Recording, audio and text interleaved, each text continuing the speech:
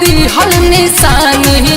गोदी में पियावा खेलाही तौगे, गोदी में पियावा खेलाही तौगे, गोदी में पियावा खेलाही तौगे।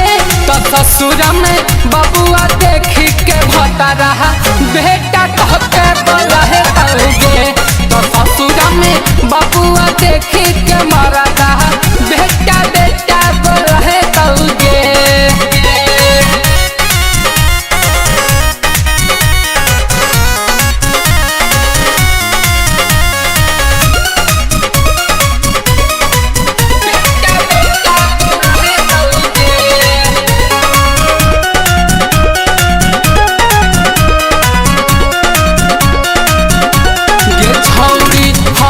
हमारा बेला चिन्हा रखी है साथी के सब दिन सीना। गे छौरी साथी के सब दिन सीना, साथी के सब दिन सीना।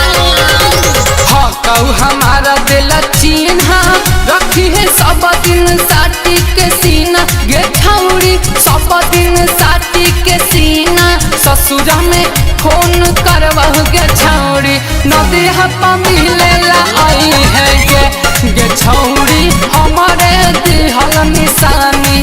गोदी में पियावा खेलाए तौगे।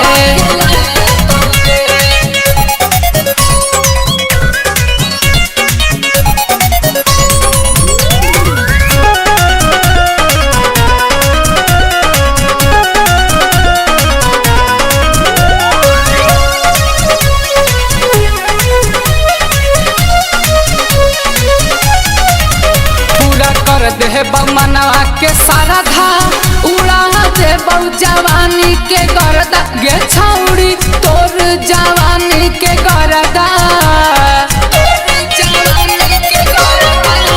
पूरा कर दे बहु मनवा के सरधा उड़ा दे बहु जवानी के गरदा। गे छौरी हिया मगहिया मरदा। गे छौरी बिकू के दिहल खेलनवा से ससुरा में बिपिन खेला है तौगे।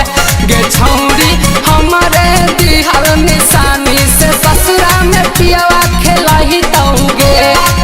गोदी में पियावा खेलाही तौगे, गोदी में पियावा खेलाही तौगे।